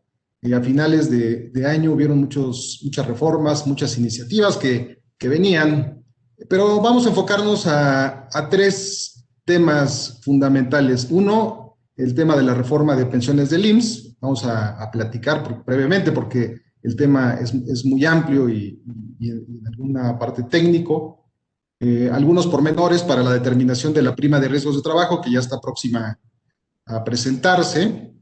Y finalmente un tema de trascendencia, el riesgo de trabajo, pero desde la perspectiva del COVID, porque muchas empresas ahorita están preguntando si todos los trabajadores que se enfermaron, pues van a ser calificados como enfermedad general. La siguiente, por favor. En este sentido, pues vamos a dar inicio con el tema de la reforma de pensiones. La siguiente, por favor. La siguiente lámina. Y muy bien. Para tener una idea o que quede claro, esta reforma al sistema de pensiones modifica la ley de 1997. Como ustedes saben, pues tenemos la ley del 73, que es un beneficio definido. Sin embargo, esta reforma principalmente toca a todas aquellas personas que se dieron de alta a partir del 1 de julio de 1997 ante el Seguro Social. ¿Y con qué finalidad? Como ustedes recordarán que la reforma en aquel entonces pues, se hizo porque el sistema de pensiones pues prácticamente ya estaba quebrado, tronado, y se tuvieron que hacer algunas adecuaciones muy importantes en aquel entonces. De eso pues ya tiene varios años. Sin embargo, hoy en día ya de las primeras personas que se han pensionado, pues la verdad es que este esquema que se le denomina de contribución definida, pues es un sistema que la verdad no se compara para nada con los beneficios económicos que tenía la ley de 1973, y precisamente por esa situación y por la transición demográfica es que se han hecho algunas adecuaciones. En mi particular punto de vista, esta reforma no es estructural, es una reforma únicamente que viene a resolver algunas situaciones económicas y de cotización, porque como ustedes recordarán, con la ley del 73 se requerían 500 semanas. Cuando se modifica la ley de 1997, pues automáticamente suben las semanas en un 150% de lo que venían cotizando, y pues se fue a 1,250 semanas, ¿no?, de cotización, que básicamente es el equivalente a 24 años de trabajo, que tampoco no es mucho, porque si una persona entró a trabajar a los 20 años, a los 46 años, pues prácticamente tendría esas semanas, pero no tendría la edad, ¿no? Porque también son dos cosas, la edad y las semanas de cotización. Y por ese motivo es que se reparametrizan algunas disposiciones en la ley de 1997. Entonces, empezamos, uno de los principales cambios que hubo, pues es la reconfiguración de la pensión garantizada. Como ustedes recordarán, también la pensión garantizada es aquella que la autoridad del Seguro Social le da a todas aquellas personas que no cumplen con una renta vitalicia o retiros programados. Y básicamente esta reconfiguración parametrizada viene a cambiar, ¿no?, totalmente el sentido de la pensión. Como les decía, la pensión garantizada es aquella que paga el Estado a aquellas personas que su dinero ahorrado en su cuenta individual no les va a alcanzar para una pensión garantizada en la modalidad de renta vitalicia. La pensión garantizada con la ley del 97, que les comentaba que es la que se ha modificado, era de 3,289 pesos con 34 centavos, equivalente a un salario mensual en la Ciudad de México. Sin embargo, cuando no alcanza para una pensión garantizada, el IMSS pone la diferencia. Esta diferencia se le conoce como monto constitutivo. Con la reforma a partir del 2021, la pensión garantizada ya no va a ser fija, es decir, ya las personas no van a tener esta cantidad fija, y se reconfigura su cálculo con base en una tabla que tiene 3 variables. ¿Cuáles son esas variables? El salario base de cotización promedio del trabajador, su edad y las semanas cotizadas. Esto también va a aplicar de forma gradual. Aquí hay algo muy importante que va a afectar tanto en la reconfiguración de la pensión garantizada como en la disminución de las semanas cotizadas requeridas y en el incremento de la aportación obligatoria, es la gradualidad. Porque esta disposición no entra en vigor de inmediato. Bueno, la ley sí, la reforma, pero el transitorio especifica que van a haber 2 años de gradualidad para que se lleven a cabo, y esto hasta 2023. Entonces no pierdan de vista esta gradualidad. Y en cuanto al monto de la pensión garantizada, va a oscilar de 2,622 pesos hasta 8,241. De alguna forma disminuye y se incrementa, pero esto va en función de las veces en UMAS. Y todo esto va a tener un efecto integral. Ahorita, más adelante, voy a poner una gráfica, una tabla para ejemplificarlo de mejor forma. Otro de los puntos relevantes es la disminución en las semanas de cotización. Como les comentaba, en la ley del 97 se establecían 1,250 semanas, que equivalían a 24 años. Con la reforma que entra en vigor el 1 de enero, se disminuyeron a 1,000 semanas. Es decir, se reducen 250 semanas cotizadas, es decir, a 19 años. Pero también existe un artículo transitorio que establece una gradualidad para este cambio. A partir de 2021 va a iniciar con 750 semanas. Entonces ya no es necesario que una persona que tenga 60 años le requieran las 1,000 semanas. Con 750 semanas, a partir de 2021, podrá pensionarse. Lo malo es que la pensión que va a recibir, pues solo alcanzaría para una pensión mínima garantizada, ya lo vimos, 2,622 pesos. U 8,241, dependiendo de su salario, y también dependiendo de su monto constitutivo. ¿Y cuál es la finalidad de esta reforma? Pues que más personas puedan tener una pensión. Esa es la finalidad. Sin embargo, en terrenos de la cuantía, la pensión es baja, ¿no? Pocas personas podrían alcanzar una pensión como esas pensiones de la ley de 1973, ¿no? que son muy cuantiosas en algunos casos, de salarios topados, pues la verdad es que no. Entonces, de alguna forma, pues no se resuelve el problema que vivimos en México en cuanto al tema de la pensión, porque aunque más personas van a tener acceso, la cuantía va a ser menor. Otro de los cambios importantes es el incremento de la aportación obligatoria a cuentas de retiro con cargo al patrón. Esto es algo que impacta en las finanzas de las empresas y que ha causado mucha preocupación. ¿Por qué? Porque en la rama de cesantía en edad avanzada y vejez, actualmente el patrón paga 3.150% y el trabajador solamente paga 1.125 sobre el salario base de cotización.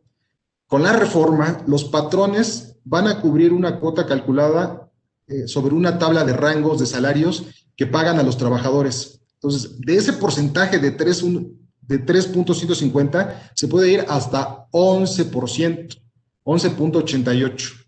Entonces, hay un incremento bastante importante en esta parte, y esta reforma va a entrar en vigor, o este cambio, hasta 2023. Aquí nuevamente se consideran o se da un periodo de gracia de 2 años, pero para el año 2023 se va a empezar a modificar. Y va en función de las veces de los salarios en UMAS.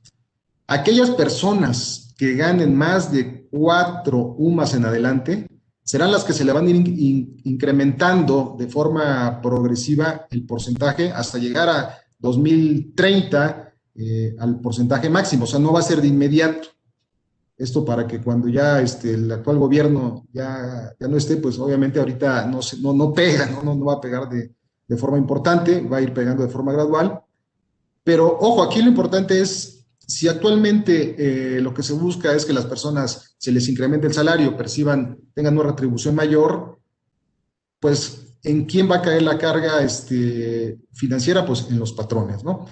Y algo que me llamó mucho la atención fue que esta reforma o esta iniciativa pues fue en algún momento aprobada por las cámaras patronales. Sin embargo, desde mi punto de vista también el trabajador tendría que haber tenido una modificación, porque no solamente se debe de confiar o esperar en un futuro vivir de una pensión, sino también de los frutos de todo el trabajo de nuestra vida activa. Ese es uno de los incrementos más relevantes. Y finalmente, la reconfiguración de la cuota social. Básicamente aquí también está en vez de salario mínimo, y a partir de 2023 se elimina para aquellas personas que su salario sea mayor a 4 UMAS. Va a seguir para aquellas personas que se ubiquen en una UMA hasta 4 UMAS, o sea, salarios muy bajos.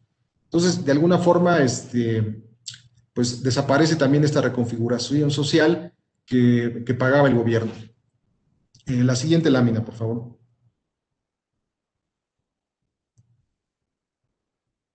Aquí se ve de mejor manera. Miren, tenemos las semanas de cotización que son de 1.250 para cesantía en edad avanzada, y con la modificación a la ley es de 1.000, y las semanas mínimas, pero a partir de 2021, 750. En vejez, igual, 1.250 con la modificación de 1.000. Y aquí abajo se ve la gradualidad, de año con año, cómo se va a ir incrementando. Bueno, va subiendo, pero para que llegue a 1.000 semanas cotizadas. Entonces, hay una disminución en 2031 de las 1.000 a 1.200. Esto para que no sea, pues, de forma abrupta, ¿no? La siguiente lámina.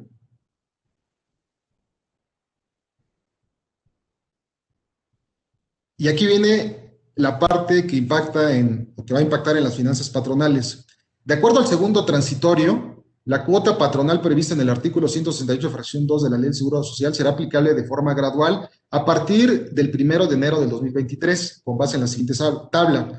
Aquí, miren, podrán observar en 2023 una persona que gana un salario mínimo, que la verdad son muy pocos, el promedio de salarios registrados en el IMSS son de 4 salarios, puede pagar 3.150 hasta el 2030, pero una persona que gane un salario mínimo. Y así sucesivamente.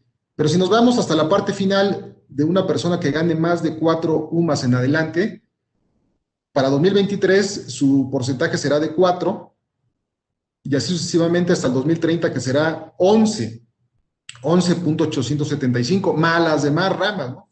Entonces, la verdad es que si el gobierno y la economía de alguna forma busca mejorar la parte de las pensiones, pues también es una carga fuerte desde mi punto de vista para el sector patronal.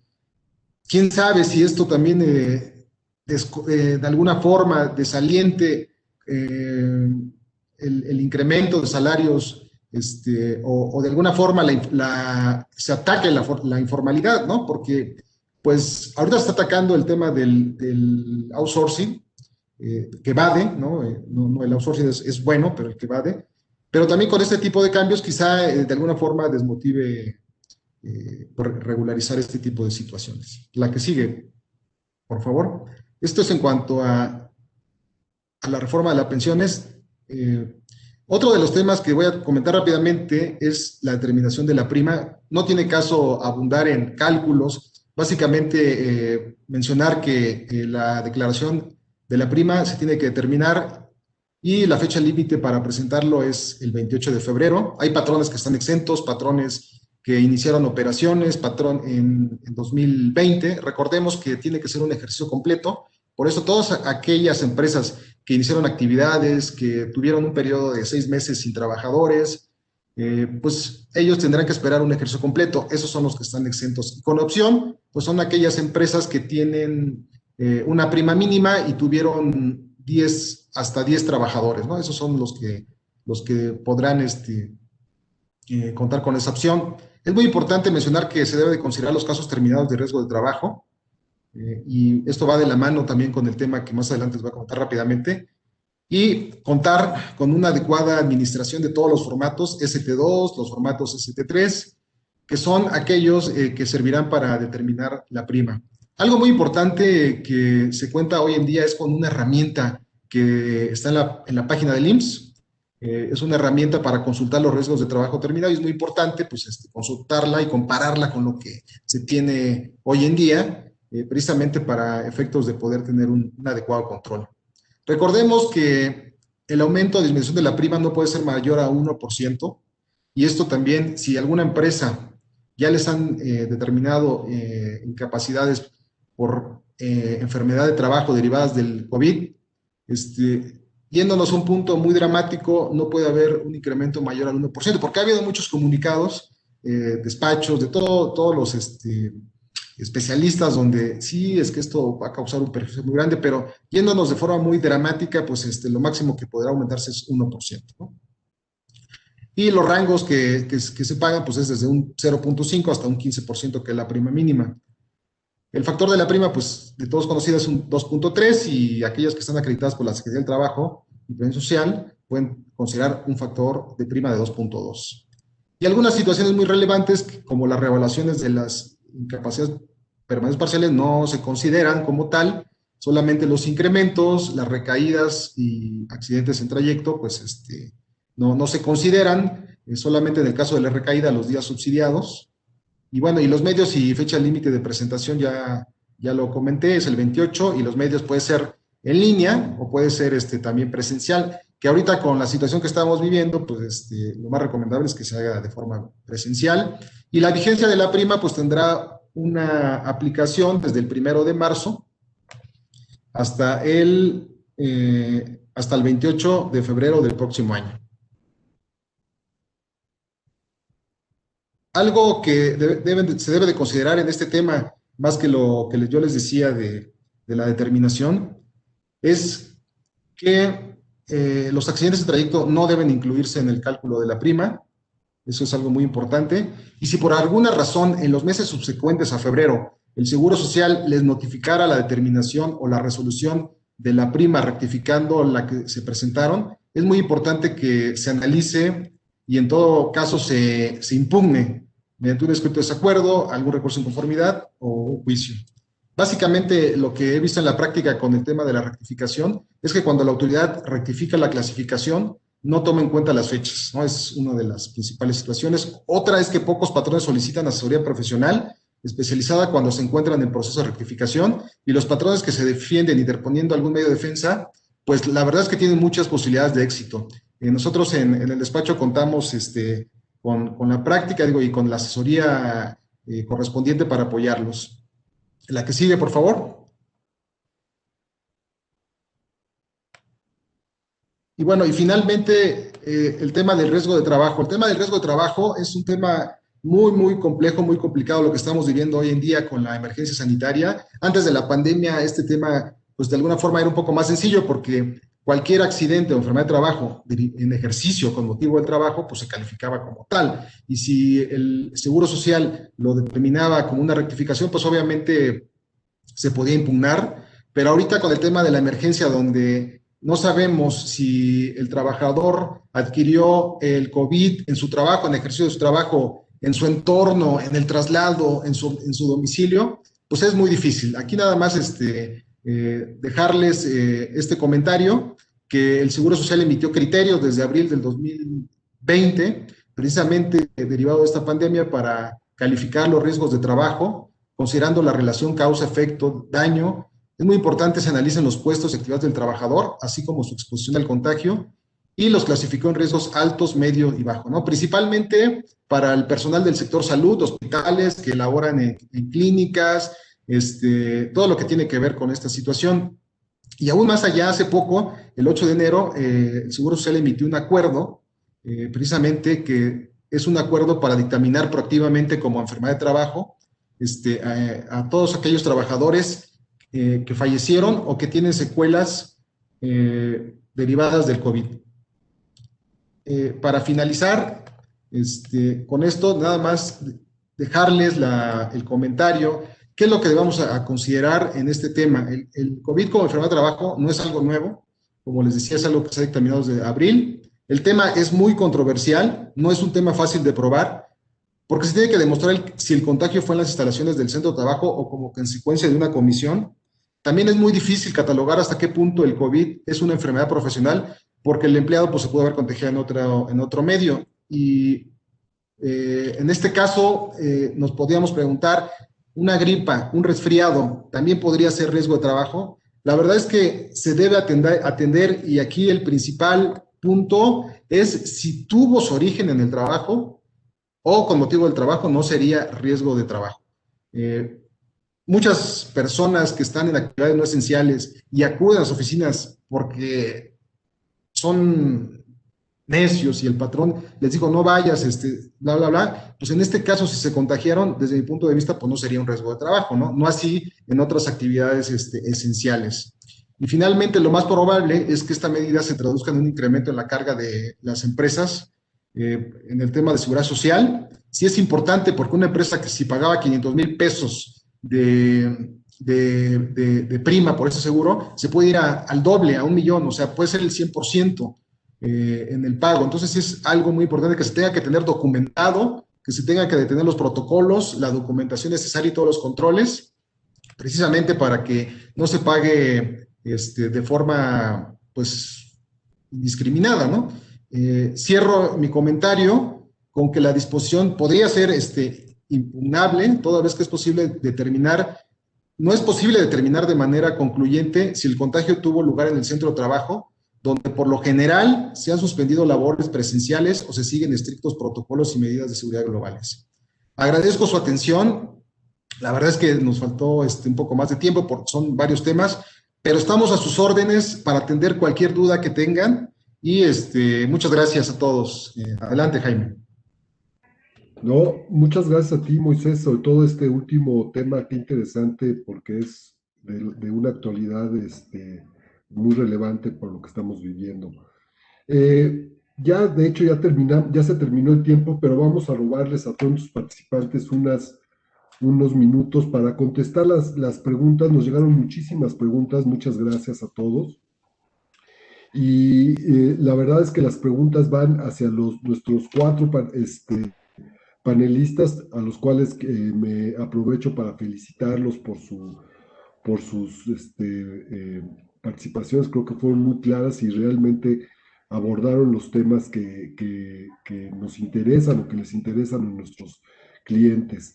Me parece que vamos a empezar primero con una pregunta para Eva. Nos preguntan, ¿en qué casos de tipo laboral se sigue usando el salario mínimo y no la UMA? Sí, en el tema laboral, que ya se reduce a mínimas conceptos donde se puede utilizar el salario mínimo. Lo usamos en el tope de la prueba de antigüedad todavía, de aquellas personas que tienen un salario mayor al salario mínimo cuando le estamos calculando una indemnización o el pago de la prima de antigüedad. También en prestaciones e indemnizaciones laborales, o, por ejemplo, en el cálculo de salarios caídos en juicios laborales, se sigue utilizando el salario mínimo a opinión de algunos laboristas que nos han comentado, pero básicamente es en esos conceptos donde se usa, y ya en materia de cálculo de impuestos sobre la renta, exenciones, es decir, de tipo fiscal, ya se utiliza exclusivamente la UMA. Muchas gracias, Eva. Moisés nos pregunta, Mónica Valencia, buenos días. Entonces, los créditos de Infonavit que siguen en veces de salarios mínimos, ¿se calcula en base a la UMI? Sí, sí, Mónica, efectivamente. Uno de los cambios, precisamente con la desvinculación del salario mínimo, es que ya los créditos de Infonavit ya no van a ser con base en el salario, van a ser con la unidad mixta del Infonavit. Los créditos que están en vez de salario mínimo se van a considerar con la UMI. Recordemos que tenemos créditos con base en salarios mínimos, porcentaje y en pesos. Lo mejor sería que todos los acreditados estuvieran en pesos. Sin embargo, se tendría que hacer un trámite, un convenio con el Infonavit para efectos de hacerlo, ¿no? Gracias. A ver, voy a tratar, hubo muchas preguntas de los participantes sobre la participación de José Luis y Fidel, así que voy a empezar con José Luis. Nos preguntan, si se hace home office, aunque no está en tu contrato, ¿el patrón debe reembolsar las erogaciones que haga el trabajador en Internet y Plus? José Luis. Sí, gracias, Jaime. Bueno, el home office, recuerden, el home office es voluntario, es decir, debe de existir la voluntariedad tanto del trabajador como del patrón para hacerlo, salvo esta excepción que estamos viviendo ahora que tiene que ver con la pandemia, pero más con el semáforo, el tipo de semáforo que tengamos en cada una de las ciudades, es lo que prácticamente determina si pueden o no estar en el centro de trabajo. A excepción de este caso, cuando se convenga con el trabajador que su actividad se realizará en teletrabajo, por supuesto que dentro de las obligaciones tendrán que ser que esté documentado en el contrato individual y además que esté documentado en el reglamento interior de trabajo, ¿no?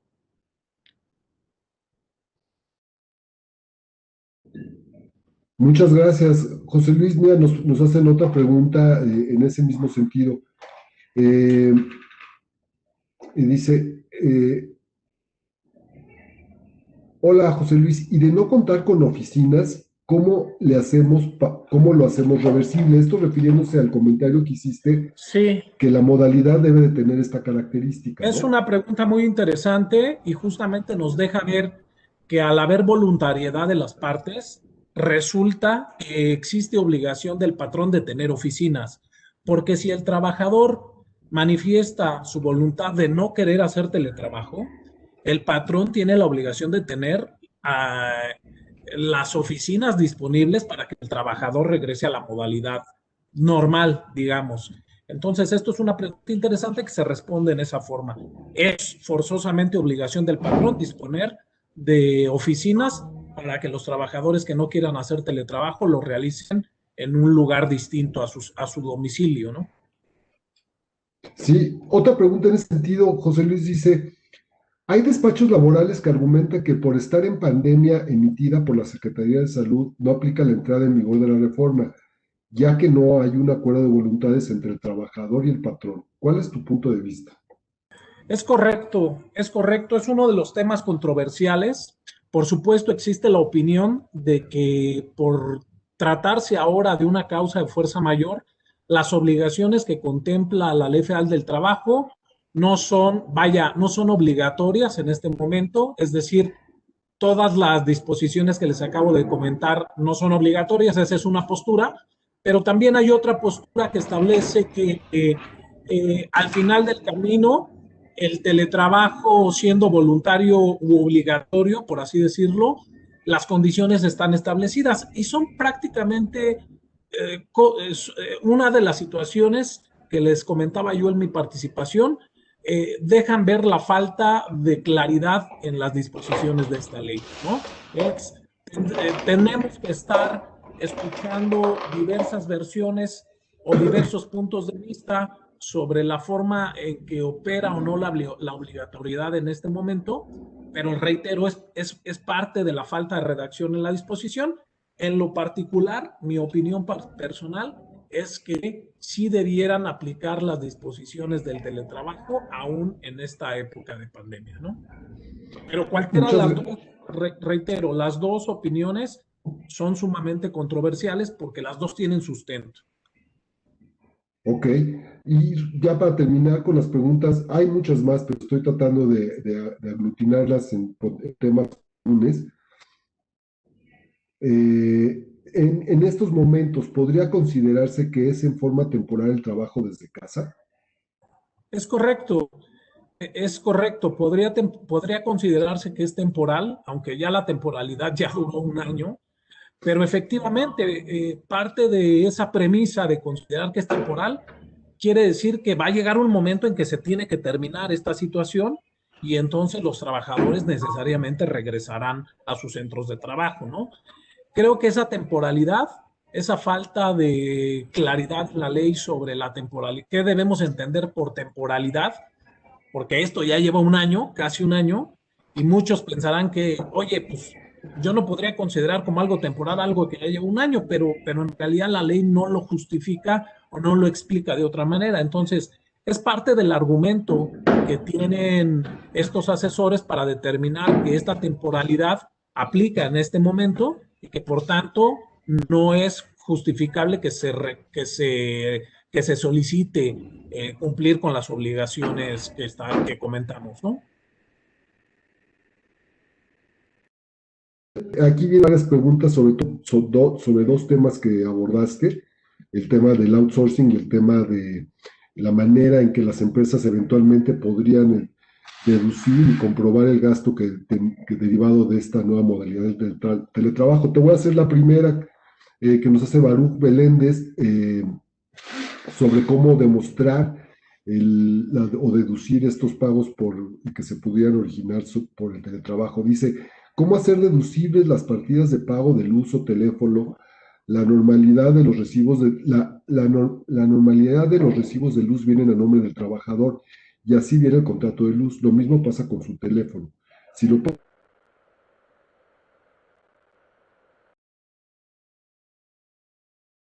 en especie, lo puede grabar la autoridad. Y en este mismo sentido, Fidel, nos hacen una pregunta general. ¿Tenemos alguna recomendación para quienes contratamos outsourcing? En específico, nos comentan, dice,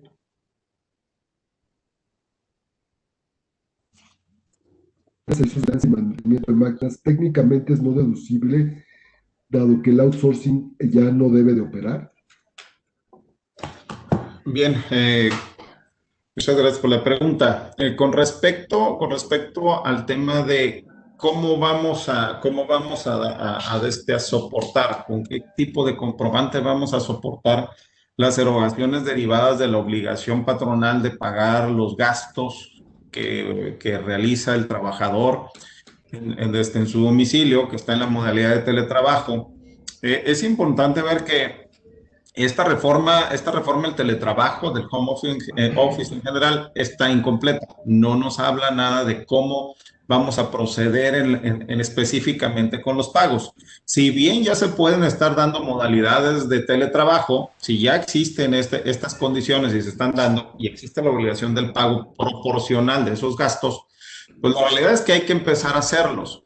¿Cómo lo vamos a soportar técnicamente hablando desde el punto de vista de deducción fiscal y requisito? Sabemos que es estrictamente indispensable, eso es innegable. Faltaría que la autoridad nos diga exactamente con qué tipo de comprobante lo vamos a soportar y con qué periodicidad. Yo sugiero de entrada no elaborar ninguno hasta no obtener unas reglas específicas del cómo lo vamos a hacer, independientemente de que se estén pagando. Sí, si en las próximas emisiones de criterios o de modificaciones a la resolución miscelánea tenemos ya algo en específico, proceder en ese momento. Si hay que darle ya los efectos de deducción, aunque no esté todavía el comprobante idóneo o el procedimiento correcto para emitir el CFDI que provenga de esto, pues hay que seguírselo dando. Tenemos tiempo para emitir los comprobantes. Sí, recordemos que la ley del impuesto sobre la renta nos dice que hay un periodo para obtener los comprobantes que amparan las deducciones del ejercicio. Entonces, todavía tenemos un tiempo específico. ¿Por qué? Porque igual, así como la serie de preguntas o de cuestionamientos que nos estamos haciendo y que expuse hace unos minutos, pues es decir, pudieran ser cualquiera de esas, ¿no? Pudiera ser un CFDI de ingresos, algo específico, en extraordinario.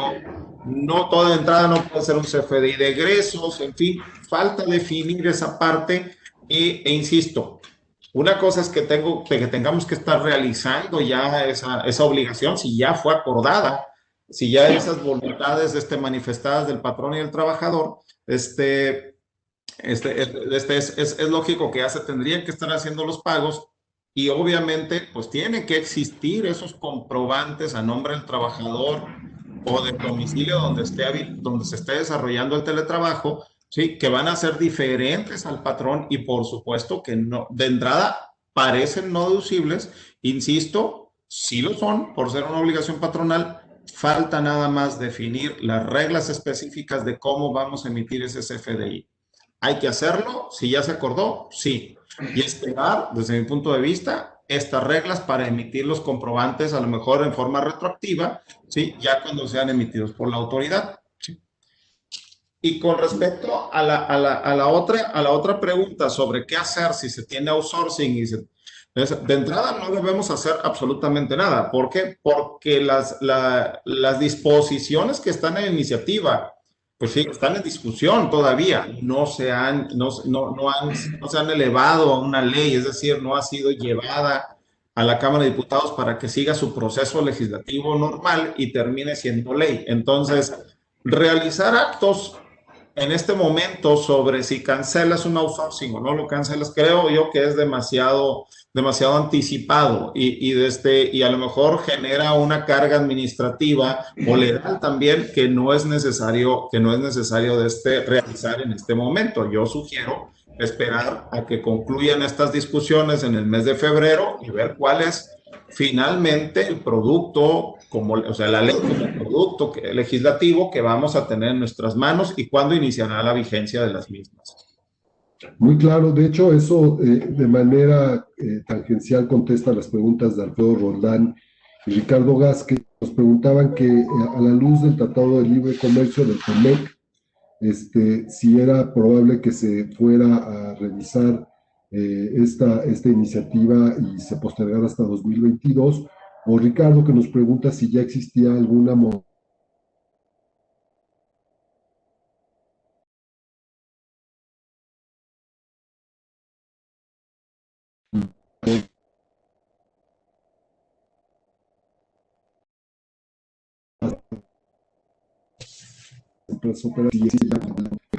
la respuesta, porque nos comentas, Fidel, es que todavía no, porque atinadamente, como señalas, sigue siendo una iniciativa. Nos queda bien poco tiempo, pero llegó una pregunta para Moisés, otra pregunta para Moisés con relación a las pensiones. Moisés nos pregunta, Ricardo Gasque nuevamente, ¿La reforma al IMSS afecta a quienes se vayan a pensionar sobre la ley anterior a 1997? No afecta. Esta disposición, esta reforma únicamente es para todas aquellas personas que se incorporaron al Seguro Social a partir del 1 de julio de 1997. Entonces, desde los que estamos con la ley del 73, no nos impacta, no nos afecta, pero sí a nuestros hijos, ¿no? Nuestros hijos, sobrinos, todos los que entraron a trabajar a partir de esa fecha, sí, y les beneficia, porque sí tiene este punto, ¿no? Esta reforma. Sí, pues muchas gracias. Nos quedaron algunas preguntas, pero creo que con los comentarios de nuestros panelistas se abarcaron todas las respuestas.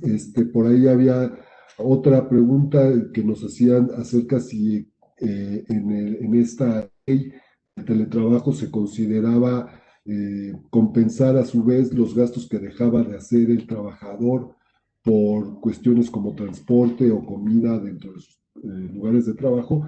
No se contempló, digamos, hacer un neteo. Sería, si de por sí es difícil poder determinar la cantidad que le debes de retribuir para pagar internet, luz y todo lo demás, más difícil va a poder hacer compensar las cantidades que al mismo tiempo se ahorra el trabajador, y por supuesto eso no está contemplado.